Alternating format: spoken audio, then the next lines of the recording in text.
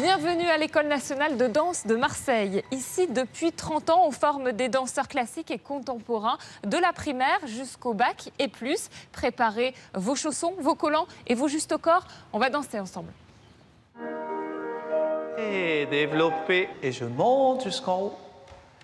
Et je ferme cinquième, et relâchez, plié.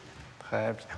Bonjour, M. Taïbi. Merci de nous accueillir à l'École nationale de danse de Marseille. Avec plaisir. Vous en êtes le directeur, mais vous donnez des cours aussi. Pourquoi est-ce important pour vous?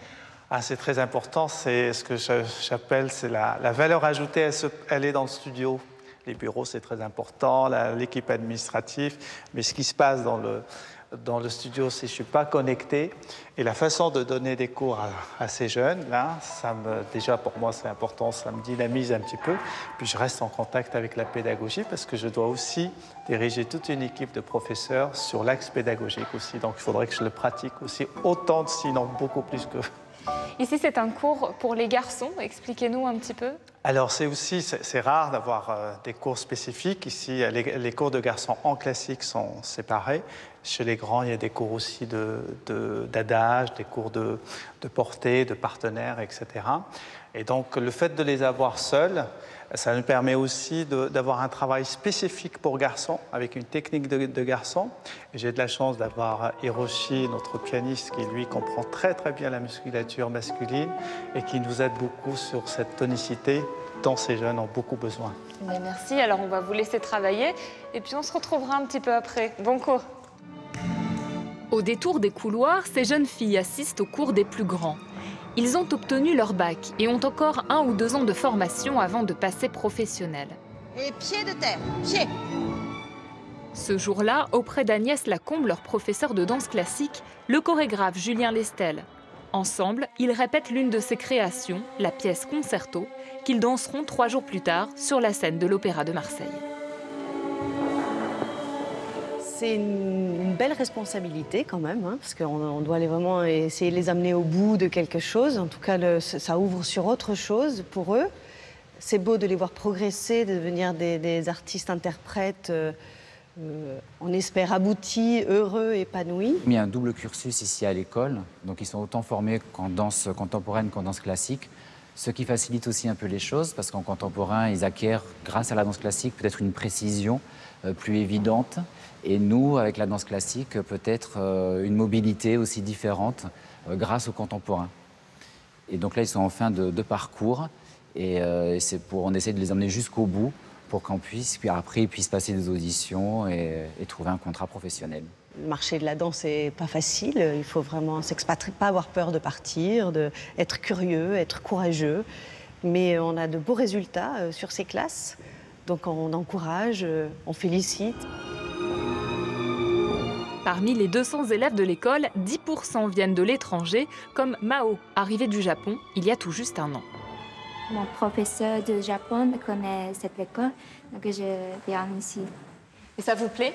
Oui, j'aime bien Marseille, cette école. Fondée par le célèbre danseur et chorégraphe Roland Petit, l'École nationale de danse de Marseille est reconnue pour son double cursus classique et contemporain, mais aussi pour ses partenariats tissés avec de multiples chorégraphes et compagnies. Ici, ce qui est bien, c'est qu'on a les deux, on a beaucoup de contemporains, on a beaucoup de classiques. Du coup, ça permet d'avoir une large palette. On travaille aussi avec y a d'autres chorégraphes qui interviennent. On a travaillé des pièces d'Angelin Préljocage. Il y a eu d'autres chorégraphes comme Michel Kéléménis qui sont venus ici pour nous transmettre des pièces. On a aussi la chance d'avoir le Ballet National de Marseille ici dans les mêmes locaux, donc la Horde.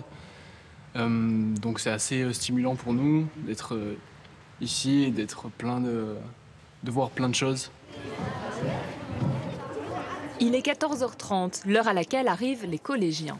Après une matinée de cours, ils consacrent le reste de leur journée à la danse, un emploi du temps un peu spécial, mais qui leur permet de vivre leur passion à fond. La porte à gauche à côté du planning. Et tous les jours, on va au collège de 8h à midi, sauf le lundi où on a un cours après jusqu'à 14h30. Ensuite, du coup, on a une navette qui vient nous chercher au collège et qui nous emmène jusqu'ici à l'école de danse. Et on passe toute l'après-midi à l'école. Plié, tendu, et pointez. Les plus petits aussi ont des cours aménagés. Du CP au CM2, école le matin et danse l'après-midi, 4 jours par semaine. Et redresse. Allonge ton cou, port de bras. Et 6e position. Hop, dos plat. Allez. Alors Omar Tayabi, vous avez repris votre costume de directeur d'école. Vous allez nous parler un petit peu plus de ce bâtiment et puis de l'organisation pédagogique aussi. Hein. Tout à fait.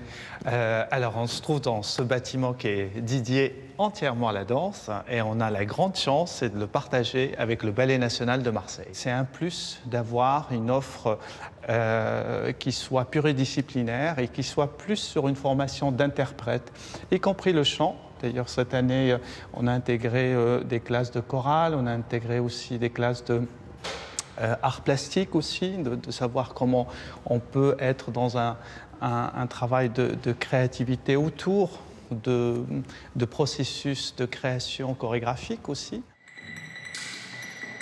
Pour admirer le travail des élèves, rendez-vous les 1er et 2 avril prochains pour le spectacle anniversaire des 30 ans de l'école, au programme notamment Le Lac des Cygnes d'Angelin Près-le-Jocage.